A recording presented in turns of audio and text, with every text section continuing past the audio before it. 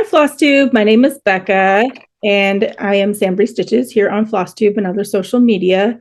Welcome to another special edition of Interview with a Flosstuber. Very happy to be here with Sean. His channel is called Mr. Holic here on Flosstube, and Sean.Holic on Instagram. Had to make sure that dot was in there. Yeah, you got to have all the dots. Yeah. Sean just celebrated his 1 year Flosstube anniversary not too long ago, although his channel has been on for a while. His videos tend to be about a half hour or less or so, but he fills them with beautiful stitching, and it's a wide array of stitching, which is kind of cool, and a little bit of enabling too. Yeah, you have some good haul. So if you're not familiar with Sean, I will definitely have the links posted down below so you can go check out his channel and his Instagram. But before we jump into the questions, would you mind telling us a little bit more about yourself? Well, I live in Indianapolis, Indiana. I am a serial hobbyist, crafter. I love that. I don't think that, try not to be a hoarder. So that is probably pretty obvious. I owned a tattoo shop, a couple tattoo shops in California for 18 years. I grew up in Indiana, then I moved to California, Santa Barbara, and then I had those shops for quite a while, and then I got married and decided to raise my kids back in Indiana, so I moved back here. And what else? That's about it. Just kind of had a regular life. Always into lots of hobbies. Always have a hobby going. And I got divorced. Then I got married. For maybe 3 or 4 years later, I got married again. And I got divorced again. So I'm divorced right now. So I'm getting good at the marriage thing. So probably, hopefully, third time will be a charm. Maybe we'll see. That is the same. If that ever presents itself. But it's definitely going to have to be a stitcher because there's no one else probably that would ever get what I'm doing. Probably. So you guys probably understand that. So we'll see. Got a couple boys. They're all grown up now. I play. The only non-craft related thing I do is I'm a tournament pool player. So I play in pool tournaments, and I play every week in a pool league. So that's kind of fun. Yeah. Sometimes it's hard to get to because I just want to stay home stitching, but then I got to go take the evening on Monday evenings off for that. So that's kind of fun. It gives me something completely different to do than I'm normally doing. So I think that gives you a little perspective sometimes. What else? I owned a CrossFit gym just until maybe into last year, whenever. The pandemic just killed it. We were closed for 4 months, and when we opened back up, it just never came back. We lost about half our people, and in a small business like that, typical, local small CrossFit gym, when you lose that many people, it just doesn't, and people just weren't coming back. So we had to finally close that. So then I opened a machine embroidery business, and now I'm just kind of cruising along. And oh, that's cool. Here I am.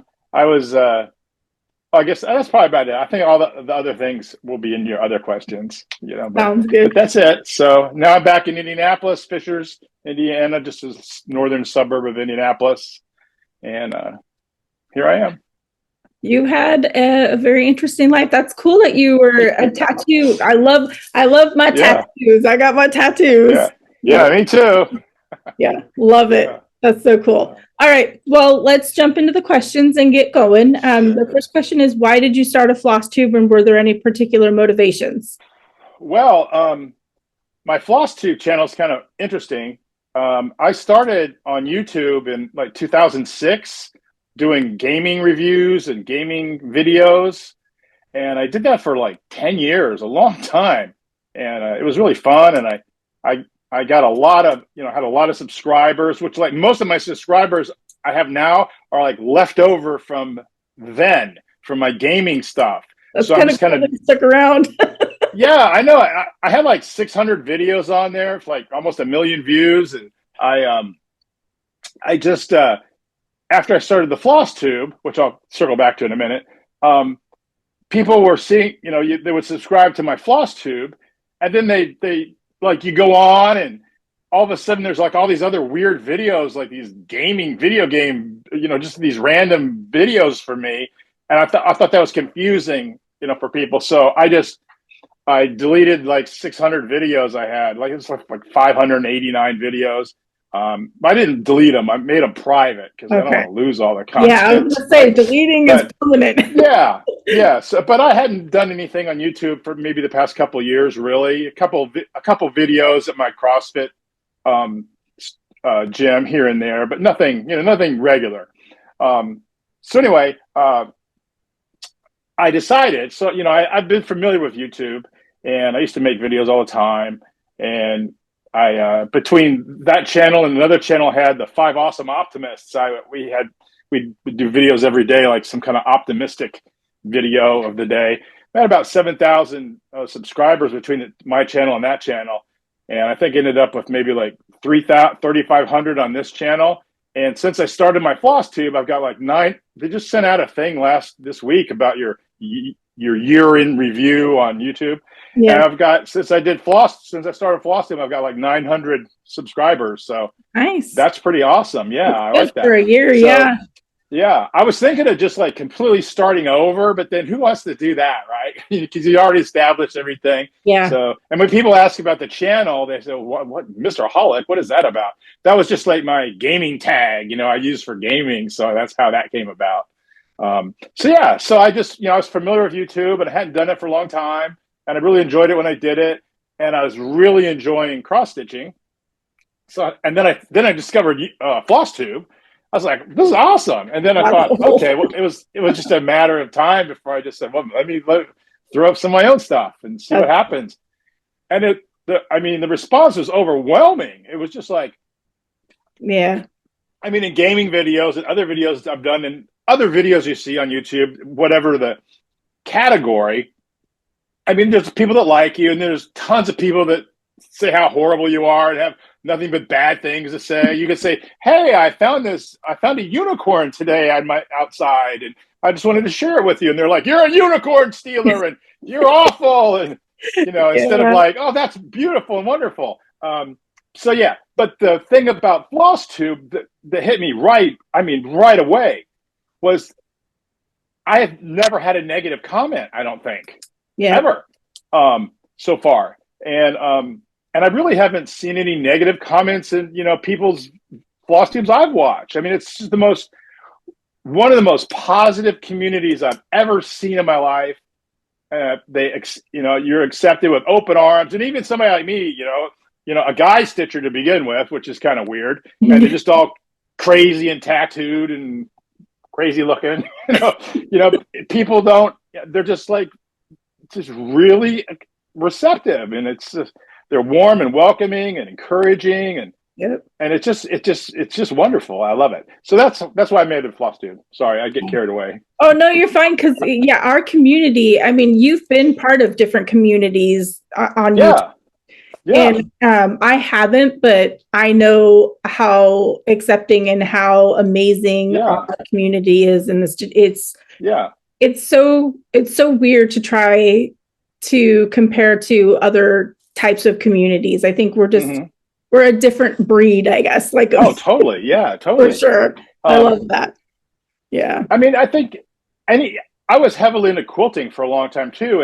And that community is much the same, but then there's some like Nazi quilting police. Yeah. If you just have your squares just a little bit off, your points don't line up, they're just like, you're horrible. Yeah. It's not everybody, but you know what I'm talking about. You don't get that now and then. People want to pick your stuff apart, and you could have the most messed up cross stitch and say, "Hey, here's what I did today," and it can look like a 3-year-old did it, and people are like very supportive and encouraging. Good job, way to go! Love it. And it's great, and it just makes you want to do more, and and push for linen maybe someday. You can do it. You can do it. I never. We'll probably get to that through the interview. But I've always been an Ada stitcher, and I just recently jumped in. Yeah. It's not as scary as people think it is. I still don't enjoy it. I'd rather stitch all on Ada, but If I could see, I would love to. I've got to have a pair of readers with Yeah. the mag clip thing, Me and too. Me like too. giant spotlights like they have outside of Hollywood Yep. premieres. It's crazy the amount of light you need when you get Yeah. older. Yep. I need that But too, for sure. if I could see better, I'd probably be right into it. I've got a bunch of even weave and some linen. It's just a matter of time. Yep. I'll get That's there. good. At least you have it so that, if you feel Yeah. the urge, you can go for it. Yeah. So the next question's pretty obvious. But how'd you come up with your channel name? I think you already kind of covered that a little bit. Yeah, I'm like squirrel. I'm like all over the place. So you got to kind of rein me in. Yeah, That's how I came up with it. That was like my gamer tag. Like, in a lot of these video games, for people that don't know about it, like when you play like games online or in any sort of thing like that, you have to have like like you have like your gamer name, like Mr. Captain Wonderful, whatever. Yeah. And instead of just your regular name, but I just did Mr. Hollick because I don't know. I don't know why. I just came up with that one day.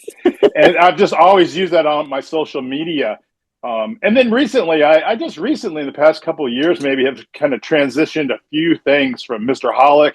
Like Facebook used to be Mr. Hollick, and my Instagram, but I've kind of switched them over to Sean Hollick or Sean.Hollick or whatever. But so yeah, that's where that came from. So nothing like mind-boggling. But no, it still works because sticking with your name makes it easier for people. Yeah, sure. Yeah, exactly. So, how did you learn to stitch, and how long have you been stitching? I've been stitching probably like just a little over a year and a half now. Which seems crazy. I was like, wow. It's like, yeah. I thought I would have I thought of my walls would be covered with stitching and this. Oh, but it takes a lot longer than you think. Yep. Well, not you, but I'm sure but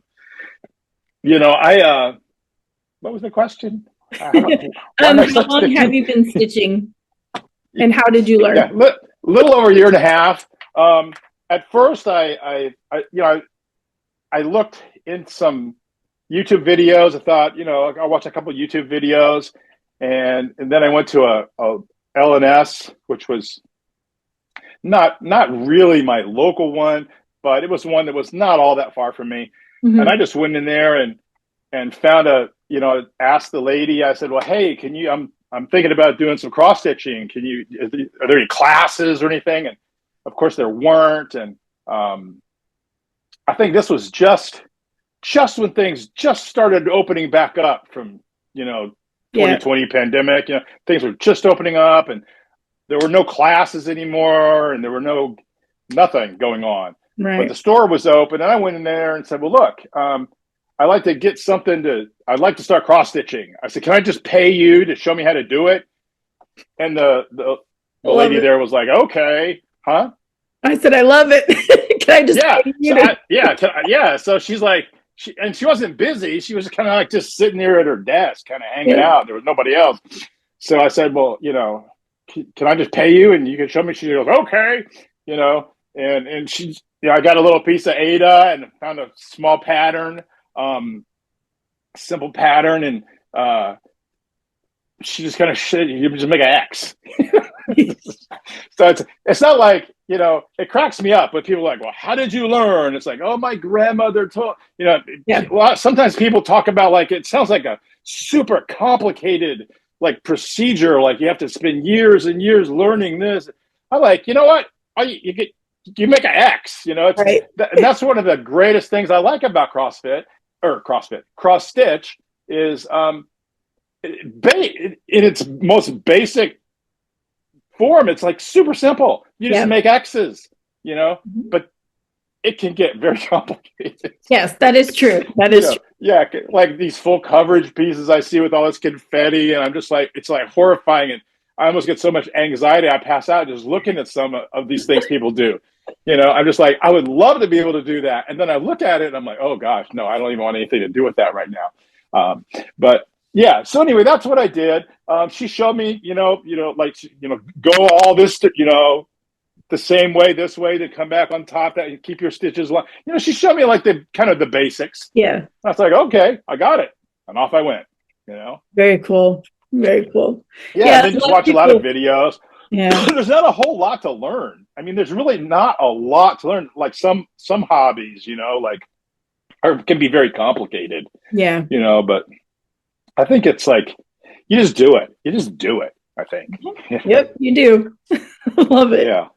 Over and over and over. So since you've only been stitching for about a year and a half, do you have a favorite project that you've stitched so far? Yeah, I've got a lot of them. And they'll be in my next video in a whip parade because I haven't finished them yet. But I have, I do. I like the Heart and Hands, Ye Old Crow. I really like that one.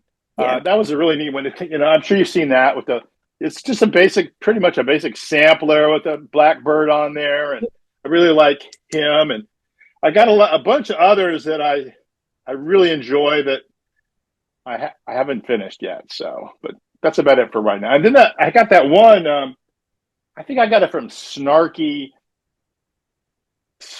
Art, or I forget what it's called, but it's on Etsy. Snarky. I forget. You probably know, but it says cross stitch proof. I have the patience to stab something 1,000 times, and then it's got like that all over social media. Yeah, you've seen those. I love that one. I just thought it was just so funny, Oh, and you do have to. And I'm like the least patient person you could ever meet. As I get older, though, I'm starting to kind of mellow a bit. But boy, that's true. I mean, I thought, that'll be easy, just a few words. And boom, done. Yeah, no, it takes quite a while. And the border.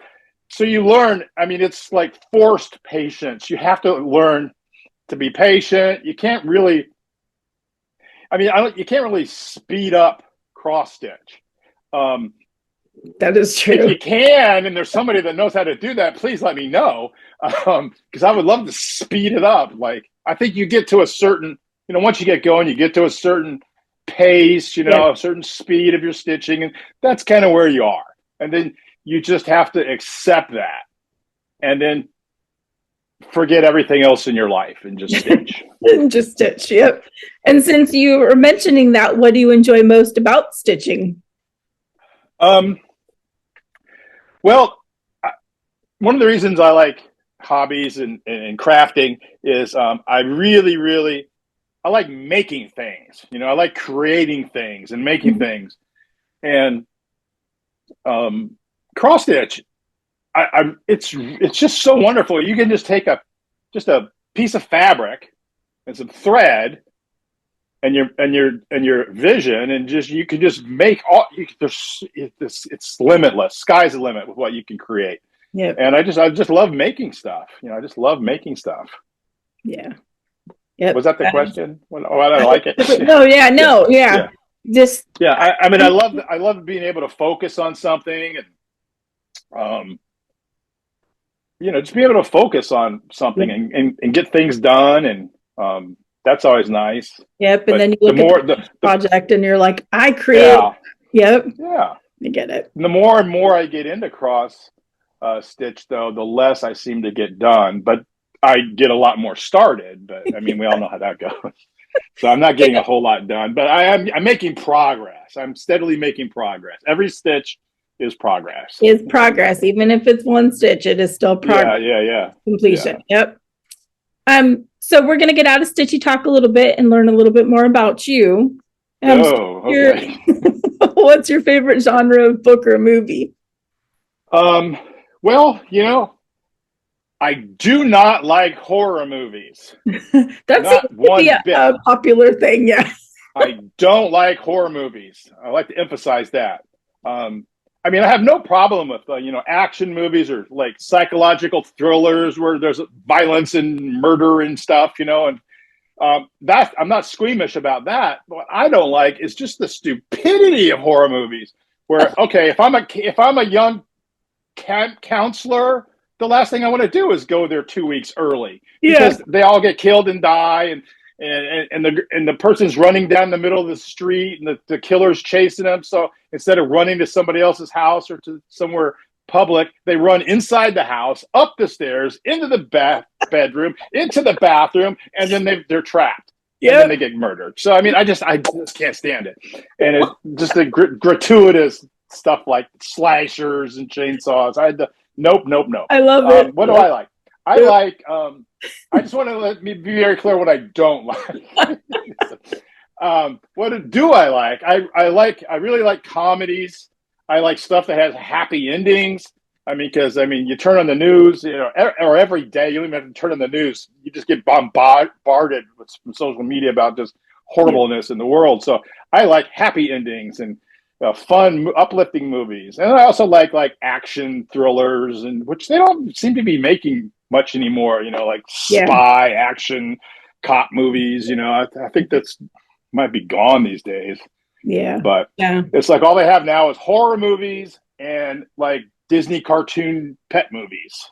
So or the comic book, DC or Marvel movies. Yeah. Boy, and they're pumping those out. I like those. I am not a fan. If anybody's thinking of seeing Black Adam, I love The Rock, but man, boy, Black Adam was just a horrible disappointment. That's a bummer. Yeah. So, do you happen to have a fictional place that you would most like to go to? I do actually. I watch the videos all the time for interviews, so I know a lot of the questions, and I was thinking about them, then I forgot all about them. I forgot all my answers, but I do remember that. One of my favorite movies of all time, everybody should go watch it. It's called The Quiet Man with John Wayne and Maureen O'Hara. It's from like the 40s, or I don't know, it's super old, right? Black and white movie. And there's a place in Ireland called Inverness or something. It's not a real place. It's just like this fictional place from that movie. John Wayne was like a boxer in America, and then he left that life and he went to his roots in Ireland or something. And it was a really fun movie. It was a good movie. Yeah. So watch that if you can. In Ireland. I love that. I think Inverness is also in Outlander as well. So I think I'm pretty familiar with that. I'm pretty sure. Outlander just makes me mad. No. We don't know. I love Outlander. But I love Outlander, but boy, I just, let's go, We'll move past that if that. Yeah. Oh, I love Outlander. It's just like, you watch it, you're like, you want these certain things to happen and they're not happening. The opposite's happening. You're like, I did. I do think about that for sure. Yeah, Outlander's great. Yeah. So if you could choose to do anything for a day, what would it be? Oh boy. Besides nothing, I would time travel if I could do that. Is this something that has to be real you can do, or you can anything that you want? I think I would time travel. I would like to go back in history and spend if a day is a whole 24 hours, I would like to spend 24 different hours at different times in history and just kind of check things out. I think that'd be fun. That would be cool. I don't want to go to the future, but the past would be fun. Yeah. I think that would be a lot of fun to kind of go past to some of the big moments that happen. Yeah, that would be pretty cool for sure. Yeah. So see what really happened. Yeah. Yeah, that is true. That is true. Be an eyewitness. Yeah, that's definitely be cool. Yeah. So I know we touched on this a bit throughout the interview, but what other hobbies do you have besides cross stitch? Well, until recently, I was a big quilter, but I decided before I ended up on Hoarder's show, I needed to stop quilting because I just had bolts and bolts of fabric, and I just had so much stuff, obviously that I would never use in a million years. I decided I had to stop because it was getting out of hand. I thought, cross stitching sounds fun. Not much hoarding or collecting in that. You just need a piece of fabric and some thread. That's easy. Little did I know. So now, little did I know. Yeah. I'm a collector. So I've already got more than I could ever stitch in lives. I was just gonna say, are you one of those crafters that kind of goes all in when you start? Oh yeah.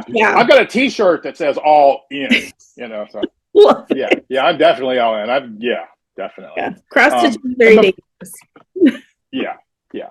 I've also, I've done knitting. Knitting was real fun. Knitting, quilting. I've never done crocheting because as a knitter, we're like, no, those crochet people, and the crochet people are like, oh, those knitting people. I think that there's some kind of weird thing going on there, but there are people that do it all. But yeah, and I've done art. I do a lot of art. I was into Copic coloring, for a long time, and that's about it. That's a lot. Really, A lot of craft. yeah. I said, well, over Yeah, over it's time. over Yeah. years, yeah.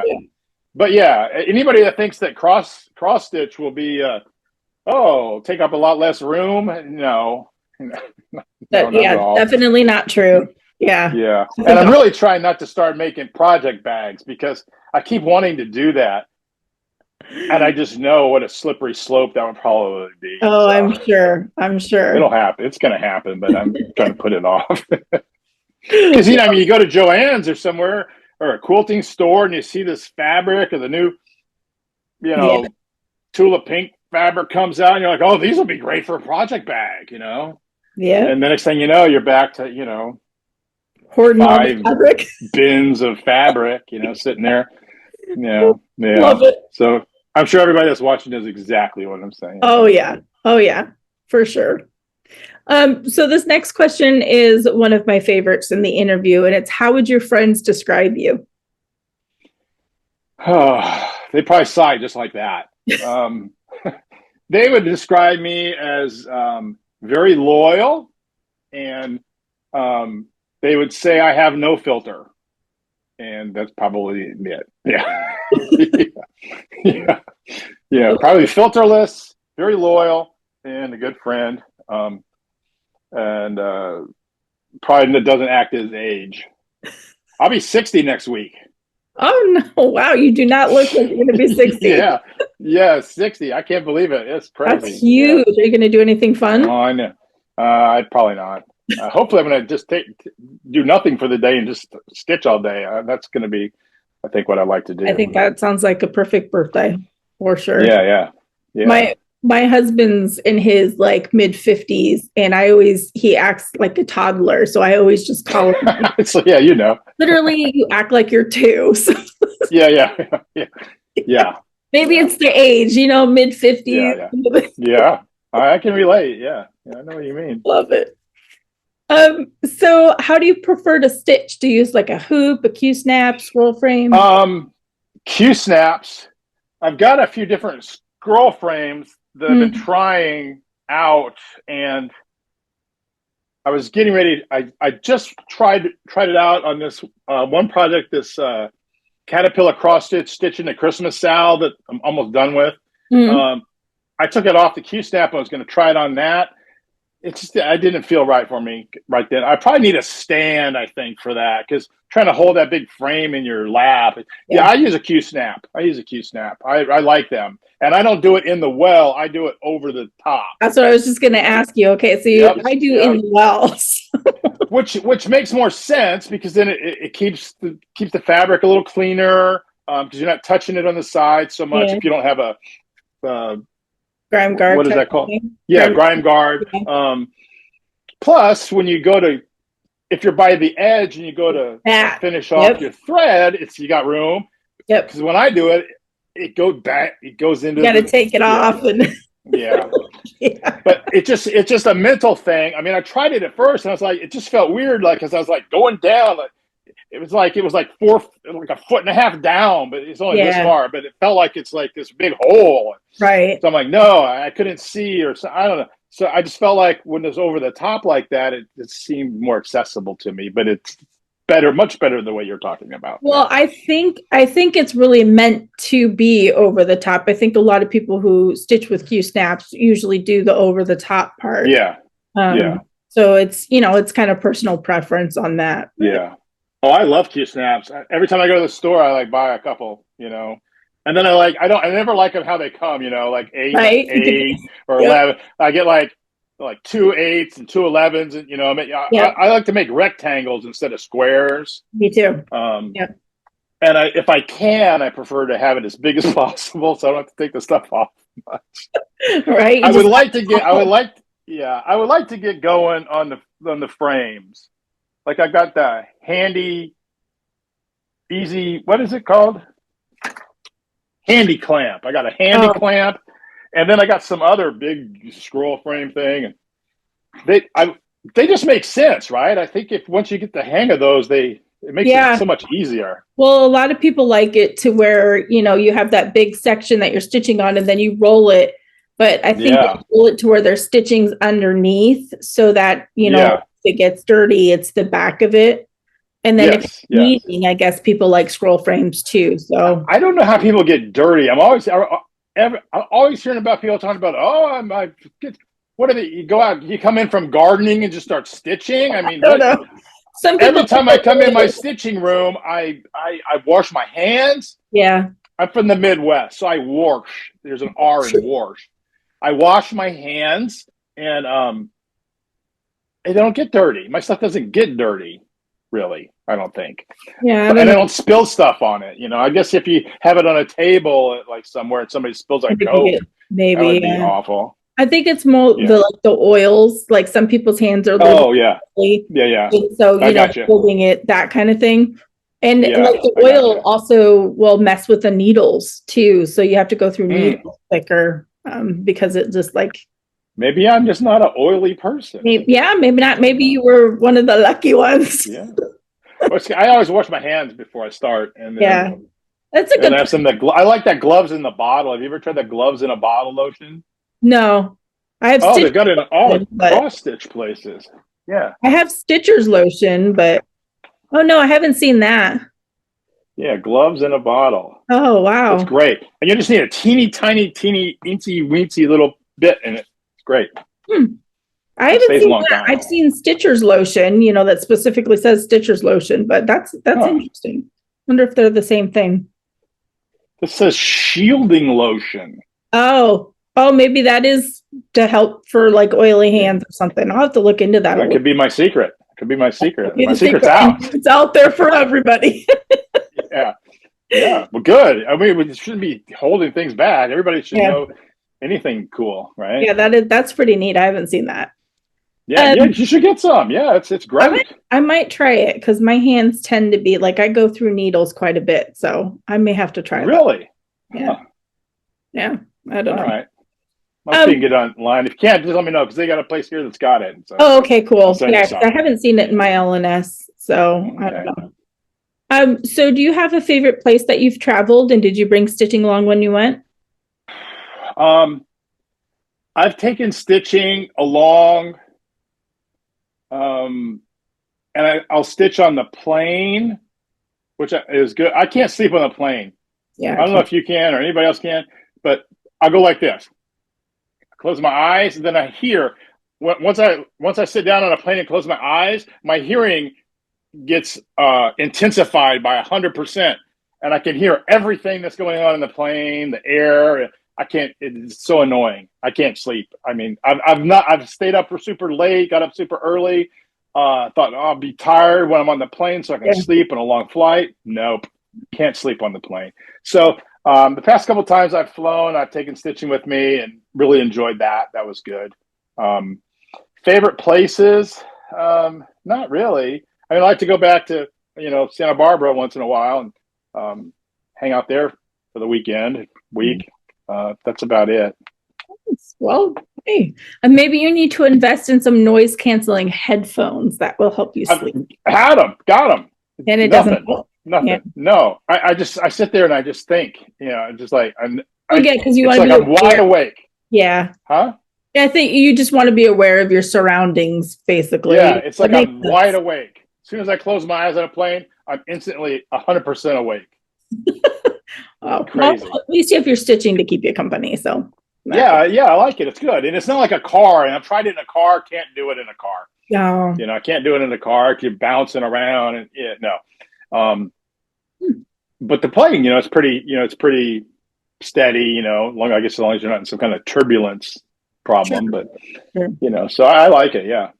Nice. And I used to knit in public. I would knit when I was waiting in line. I had a little like a little bag that you put your yarn in, and it would just kind of come out, right? Oh, And it would that's go on your cool. belt. And you So I would just just sit there standing. Yeah, I would stand in line. I would be stitching. I would be knitting in line somewhere, waiting for something, or you know, yeah. So I don't have any problem like stitching in public. You know, some people are like nervous or something, afraid people like look at them. You know what I'm talking about? yeah. But I don't. That doesn't bother me at all. So I take my stitching with me everywhere. I don't care. I have a project bag with all my stuff in it.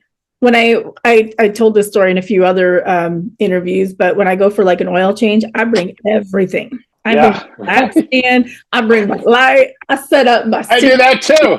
I don't bring all that stuff, but I the last 2 times I've got my oil changed, I've been sitting in the dealer in their little area stitching, and people are just like, they just walk on by. And I did have one lady stop one day, and I think it was a lady that worked there. She was going by. I think it might have been a car salesman, and she stopped and it's like, "You're cross stitching." She goes, "I go, yeah." She goes, "I used to do that." Blah, blah. And I was like, "Well, you should start it up again," you know. And it's so the that's kind of fun. Thing ever. It is. Because you just get random people, you know, asking, "What are you doing?" Or I used to do. And it reinvigorates them to want, you know, come back to stitching and grow. Yep, that's the best thing. Exactly. Yeah. So I tell everybody to stitch. I tell everybody to stitch anytime I can. I say, you should try it. You know, people are like, I can never do that. I was like, if I can do it, anybody can do it. You know, like, I'm no genius. You know. Yeah, I always get the people like, I don't have the patience for that, or I don't have the, you know, whatever. Yeah. Like you got to make an X. You know, one X at a time. You know. It helps you with patience though too. Yeah. So you know, you start making X's, and it's kind of like a rhythmic thing, and then yeah. It's calming. It can be very calming and soothing. Yeah, you know, 100%. And you can get lost in it, and you're like, whoa. Yeah, time flies, definitely. It's hard watching Flosstube because when I stitch, sometimes I'll listen to audiobook. That's when I can get the most done. But then if I start watching Flosstube or some YouTube or whatever, it depends on what I'm watching, but usually it's like, you know, I'll be like stitching, and I'll look, stitching, look, then I'm looking, the next thing I think, oh, I forgot I was stitching, you know, because you get lost in what you're watching. So some people can watch movies, and I can't do that. You know, I can't watch like something I got to focus on. Yeah, no, I have Flosstube playing when I stitch, but I love it. Yeah, you know, I just look up when there's so much Flosstube to watch, so much.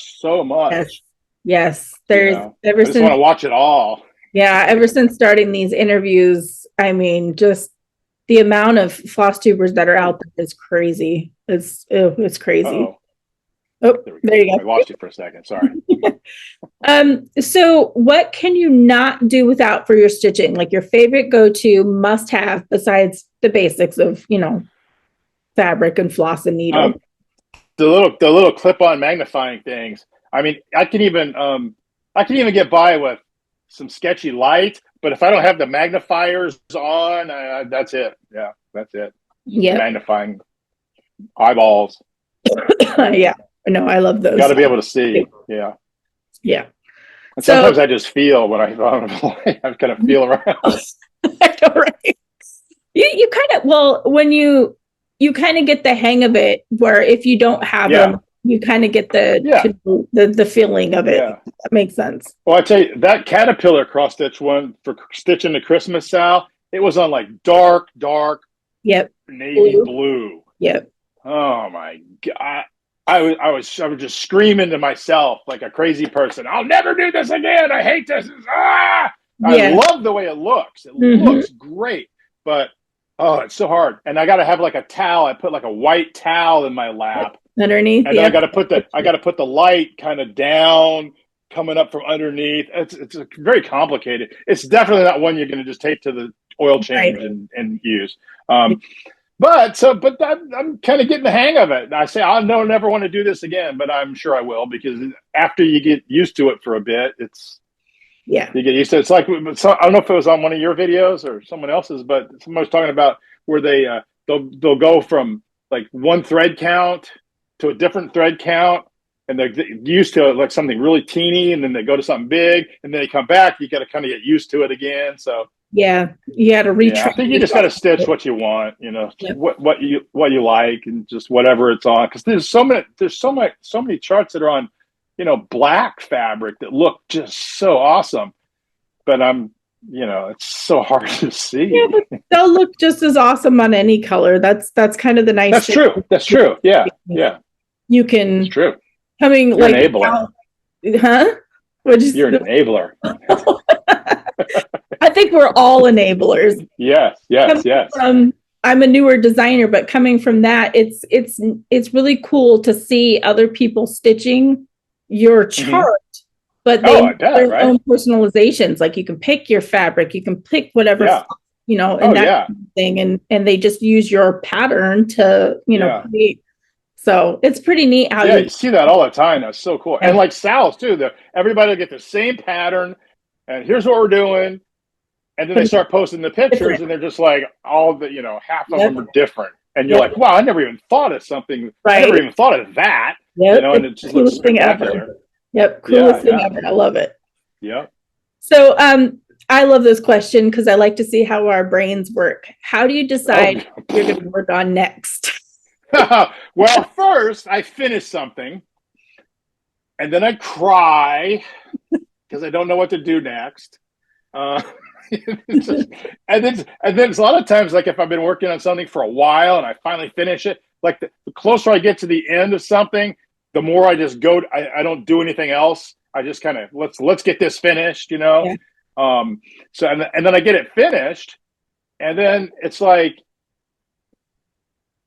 you don't know what to do. It's like it's like you've had some goal. Like there's a lot of things in life where you have some goal and you work, and then you finally achieve that goal, and then you're like lost. Right. So it's kind of like that. I just don't know. It's very hard because I have 15 things started, that I haven't touched for a while, and I have 150 new things sitting there ready to go, and I don't know.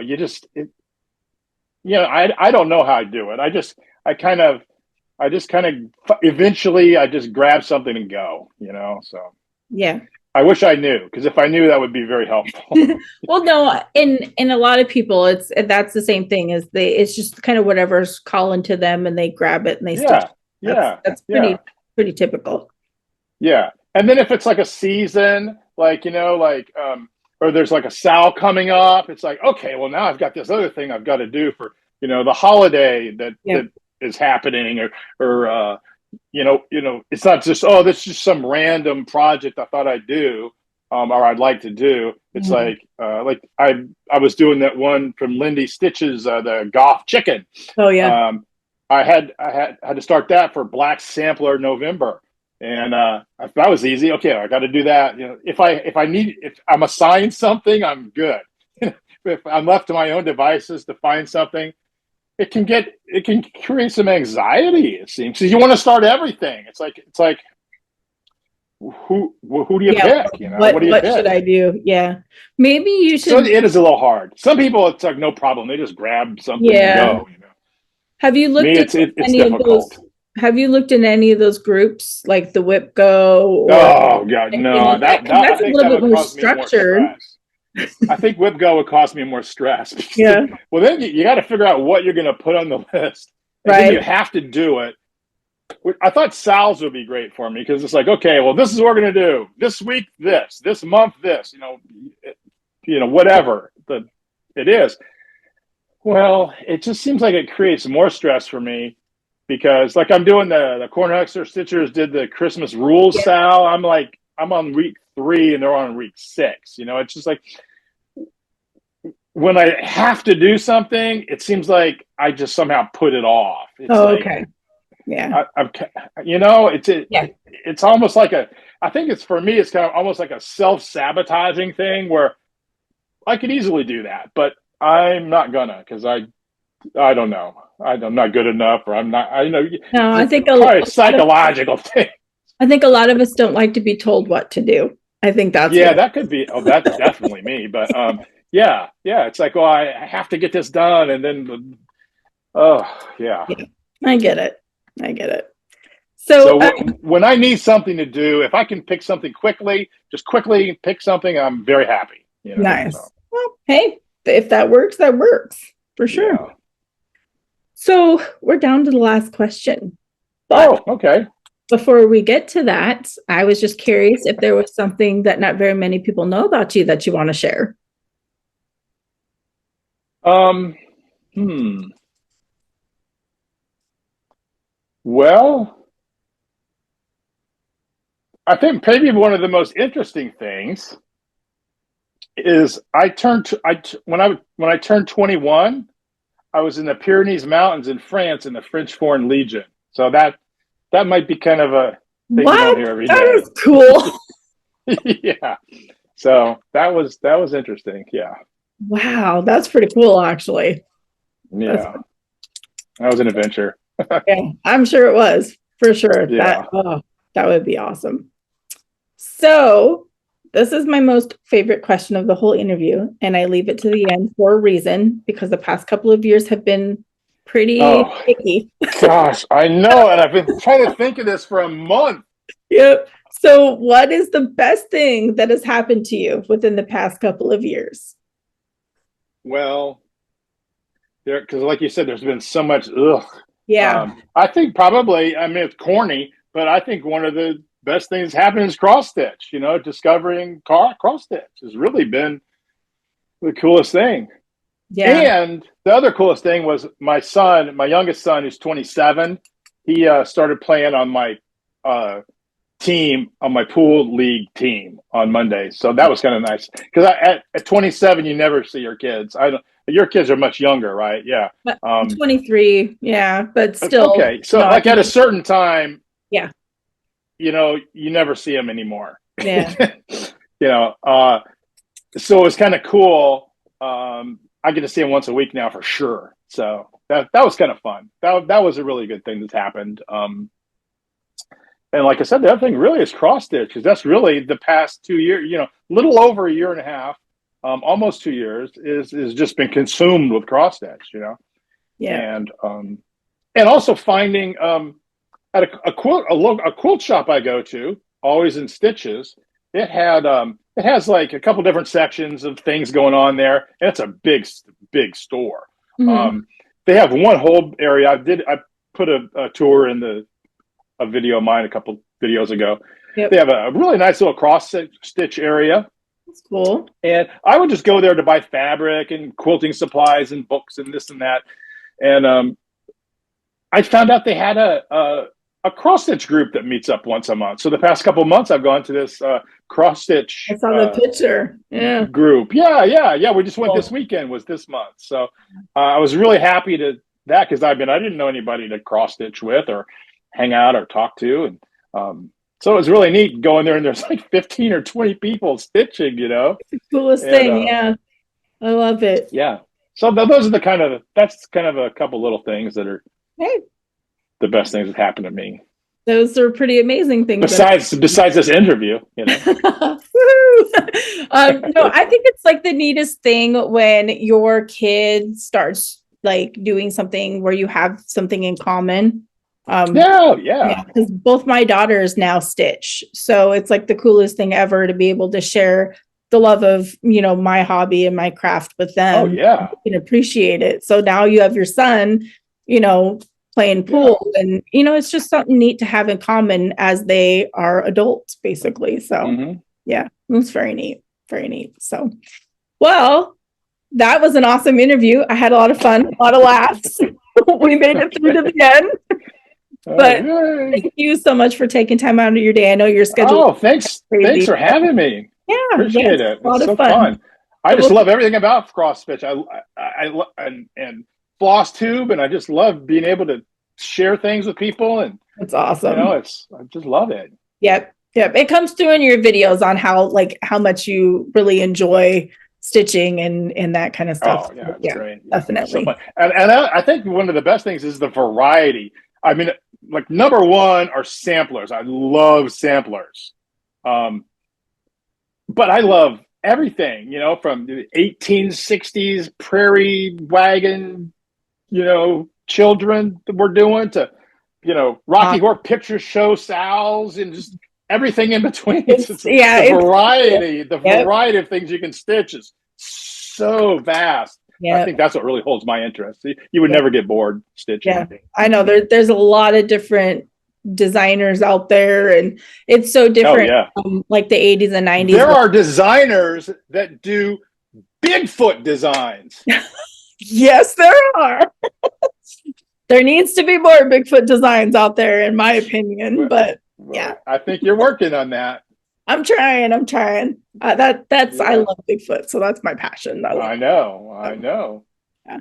But thank you again for taking time out of your day. And this was a lot of fun. I think people are gonna laugh and learn more about you, and hopefully they'll head over to your channel and hit subscribe. Yeah, that'd be great. Your channel. So super. Say bye to everybody on Flosstuber. Bye. Bye, everybody.